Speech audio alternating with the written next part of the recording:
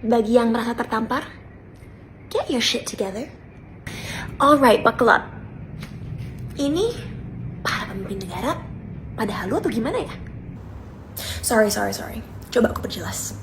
How did we get to a place where people in power can dance on stage while the nation is struggling to breathe? Karena di luar gedung megah itu, kenyataannya begini. 47% atau 25 juta dari 53 juta buruh karyawan pegawai dibayar di bawah UMP. Itu data resmi BPS dirangkum kata data. Dan UMP itu berapa sih? Ya tergantung provinsi. Kisarannya 2-5 juta per bulan. Rata-rata nasional sekitar 3,1 juta. Kalian beli matcha latte setiap hari dalam sebulan, udah setengah dari UMP nasional rata-rata. Itu gaji untuk 1 bulan hidup, yang seringkali bukan hanya untuk 1 orang ya, tapi untuk 1 keluarga. Bayar kontrakan, listrik, beras, sekolah, dan ongkos kerja. Satu sakit, semua goyang. Sekarang bandingin dengan mereka yang memegang palu kebijakan. Pernyataan publik yang udah beredar bertahun-tahun, gaji pokok anggota DPR itu sekitar 16 juta, plus tunjangan plus minus 59 juta. Itu yang diakuin depan kamera. Dan kita semua tahu ada harus di luar slip yang gak tercatat rapi. Akhir-akhir ini ada kalkulator ajaib. 3 juta kali 26 hari sama dengan 78 juta per bulan. Sebuah blunder yang bikin rakyat makin panas. Karena bukan hanya salah itu, tapi salah rasa. Sadar gak sih, guru sekolah dikasih 3 juta per bulan aja udah bersyukur banget. Kalian ngerasa 3 juta per hari itu berat? Halo, tahukah Anda? Apakah terbayang di pikiran Anda rasanya tinggal di tempat 11 kali 7 meter bersama 7 anggota keluarga?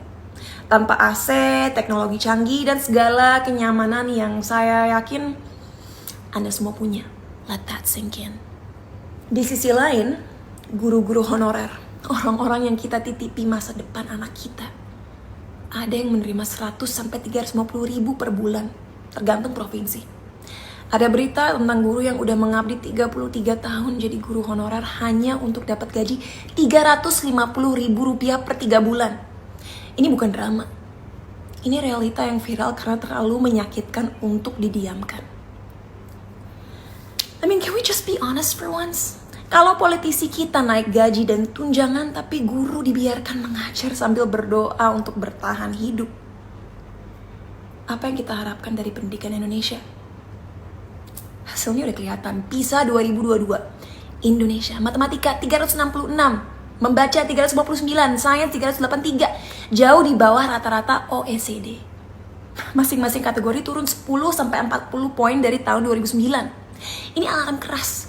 Kompetensi dasar anak bangsa kita tertinggal dan ini bukan salah mereka, melainkan salah pihak-pihak yang berkuasa yang terlalu sibuk mikirin dirinya sendiri daripada mikirin gimana bangun sistem sehingga guru-guru kita tuh bisa dapat support yang dibutuhkan untuk gak hanya bisa ngajar dengan efektif tapi juga hidup lebih sejahtera. Dan tetap aja di layar kaca dan media sosial kita ngelihat gestur pamer status, tertawa, berjoget, membela tunjangan, seolah-olah penderitaan rakyat itu sekedar noise. Kita ngaku menjunjung tinggi Pancasila dan gotong royong, tapi kok bisa sedesensitized ini pada kemiskinan dan kepedihan? Sejak kapan jabatan jadi jalan pintas untuk flexing, bukan pelayanan? Here's a question for you. Kenapa status lebih penting daripada nurani? Kalau politik itu pelayanan, kenapa yang dipamerkan justru gaya hidup? Untuk apa jadi politisi?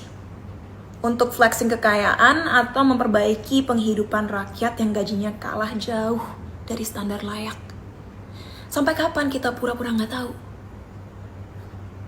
Rakyat bukan marah karena iri. Rakyat marah karena logika keadilan diinjak-injak. Kepada yang berkuasa, own up to your mistakes. Akui ketidaktahuan, keserakahan, kesalahan, kalkulasi, dan kesalahan hati. Stop gaslighting us. Jangan adu domba rakyat untuk menutupi kesalahan. Get your responsibilities in order. Get your shit together. Beberapa hari ini kita ngeliat ribuan orang turun ke jalanan. Bukan hanya ngebawa spanduk, tapi juga Ngebawa amarah yang udah terlalu lama dipendam. Dan di tengah demonstrasi ini ada yang berusaha memecah belah. Jadiin sesama warga negara sebagai kambing hitam. Memprovokasi dengan isu-isu yang sengaja dimainkan supaya kita saling curiga dan saling benci. Kita harus sadar, lawan kita bukan sesama rakyat, melainkan sebuah sistem yang dipenuhi keserakahan dan kebodohan di kursi kekuasaan. Karena gak ada satupun nyawa, seperti almarhum Afan Kurniawan, yang pantas melayang hanya demi nutup aib DPR. Gak ada anak bangsa yang pantas mati karena kesalahan itu, kesalahan rasa, dan kesalahan hati para wakil rakyat. Kita harus berdiri tegak, bukan saling tuding, dan memastikan suara kita sampai ke telinga mereka yang berkuasa. Yuhu, excuse me, Misi. Kepada anggota Dewan Perwakilan Rakyat, jajaran pemerintah, Bapak Presiden Republik Indonesia yang terhormat, please show us that you're listening. Dengarkanlah kita. Karena darah rakyat bukanlah harga yang pantas dibayar untuk kebodohan yang berkuasa. Kalau masih ada yang bilang, kan udah sesuai aturan, aku mau jawab. Aturan tanpa rasa adalah kebijakan yang kehilangan jiwa. Indonesia is not okay. Dan tugas kalian yang dipilih dan digaji bukan menari di atas luka, tapi menjahit luka itu. Rakyat gak butuh pejabat yang jago berhitung tunjangan. Rakyat butuh pemimpin yang jago menghitung nurani. Pray for Indonesia.